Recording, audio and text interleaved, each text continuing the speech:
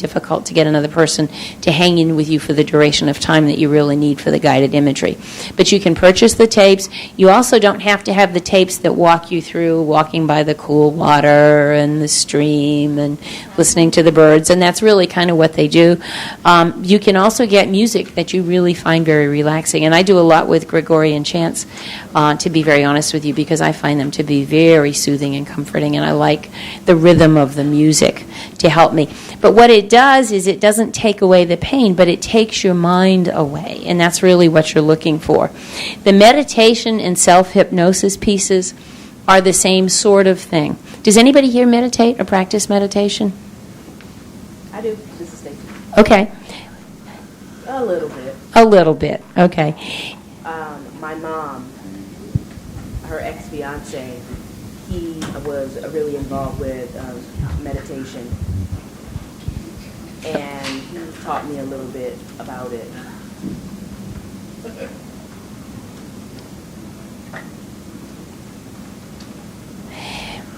And it's a method used for you to just sit there and be able to think positive, and for you to to start breathing, and That's right.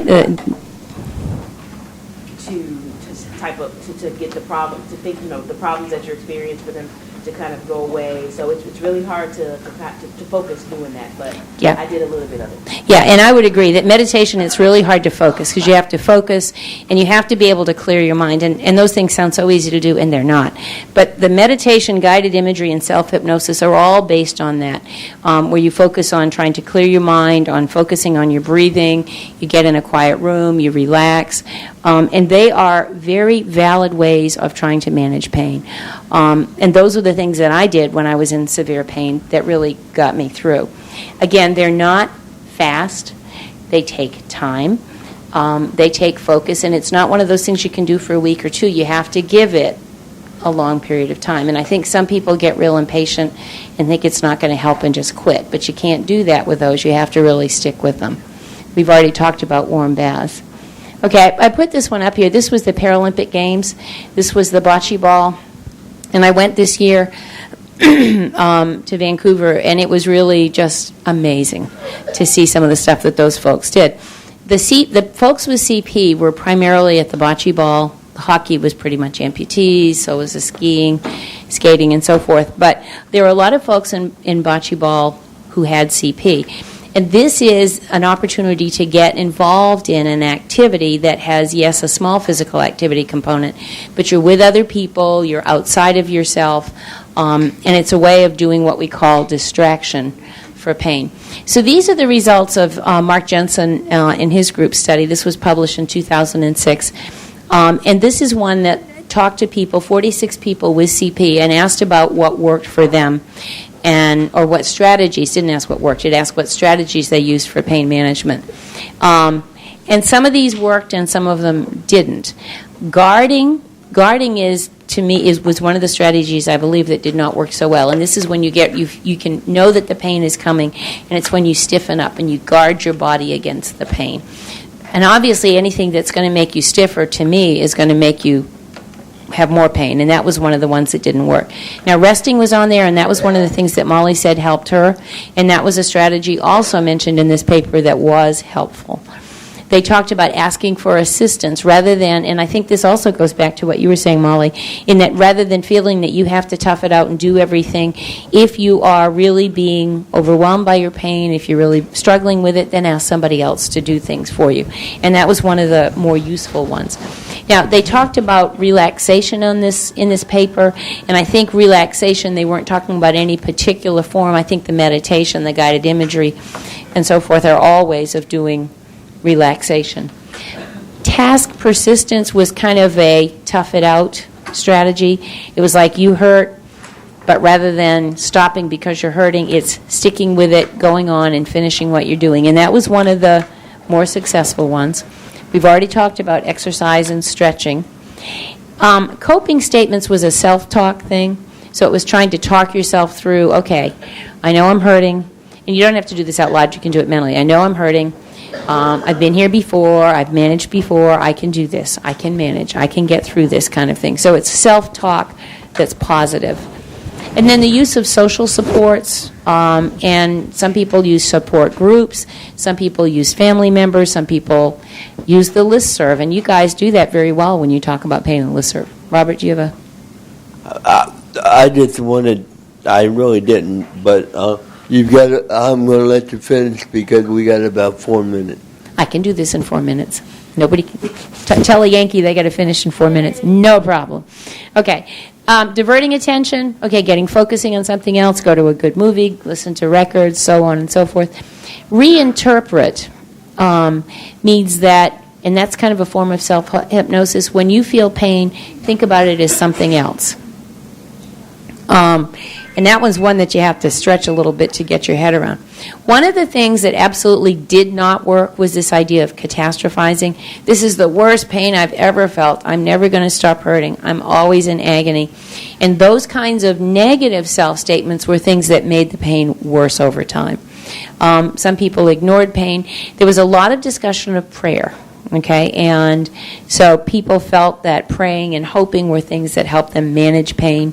And then increasing activity, getting involved in things, and that's where I think why I put the Olympic slide in there, was that if you can get involved in something that you really like, it can help distract you. It won't make the pain go away, but it can help you.